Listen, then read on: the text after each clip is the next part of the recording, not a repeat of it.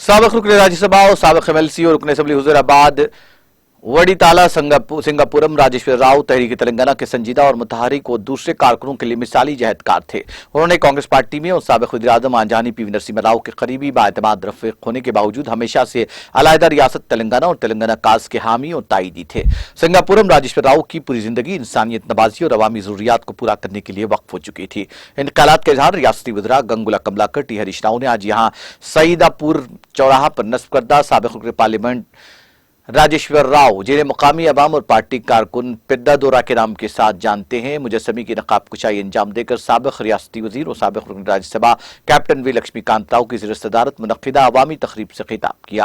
उन्होंने बताया कि आंजानी सिंगापुरम वी राजेश्वर राव ने इब्तिदा से ही तेलंगाना तहरीक को अपनी सरपरस्ती और ताउन से परवान चढ़ाया।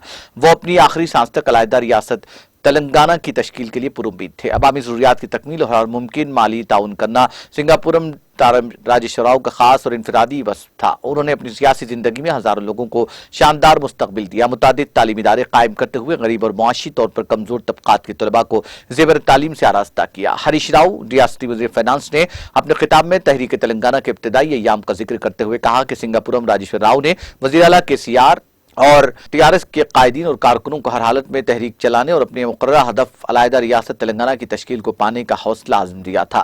लक्ष्मीकांत राव और उनका पूरा खानदान ताहाल सिंगापुरम राजेश्वर राव के बताए हुए रास्ते पर चलकर अवाम की खिदमत अंजाम दे रहा है। इस मौके पर तकरीब में तेलंगाना जेनको ट्रांसको के chairman and managing director Devulapalli Prabhakar Rao, Telangana state planning board के नायब सदर बी विनोद कुमार, सिंगापुरम राजेश्वर राव के भतीजे और रुकन असम्बली हुस्नाबाद वी सतीश कुमार, कानून साज काउंसिल के chief whip P Kaushik Reddy और दीगर मौजूद थे।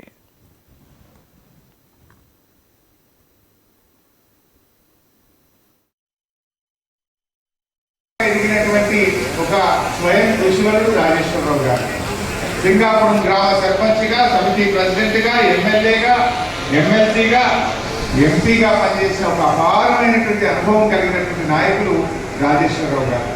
ఇందాక మా వినోదన్ అన్నాడు, తన ఇంటి పేరు అంటే ఊరి పేరునే ఇంటి పేరుగా మార్చుకున్నటువంటి ఒక మహనీయుడు.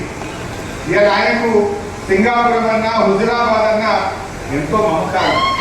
ఆయన సర్పంచ్ నుంచి ఢిల్లీ దాకా ఎదిగిన సింగాపురం ఎన్నడూ మర్చిపోలేదు, హుజురాబాద్ గురించి ఎన్నడూ మర్చిపోలేదు. సింగాపురం మీద హుజురాబాద్ మీద వారికి ఎన్నలేనటువంటి ప్రేమ.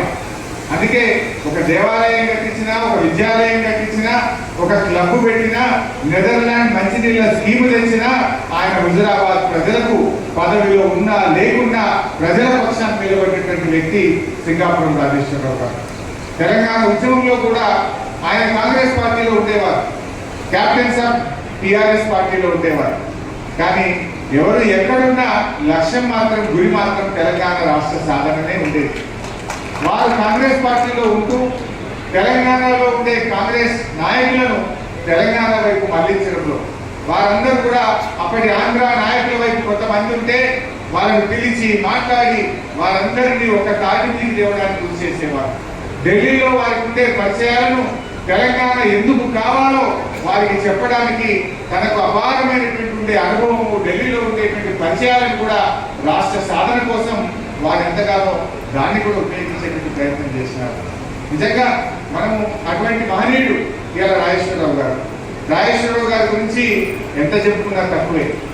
జనరల్గా లీడర్లు అంటే, ప్రజాప్రతినిధులు అంటే నక్సలైట్లకు భయపడే వాళ్ళు ఆ కాలంలో. నక్సలైట్ అంటే లీడర్లకు చాలా భయం ఉండేది ఆ రోజుల్లో. కానీ నక్సలైట్లకు కూడా ఇష్టమైన వాడు రాజేశ్వరరావు గారు. వాళ్ళు కూడా ప్రేమించేవాడు. నేను విన్నాను.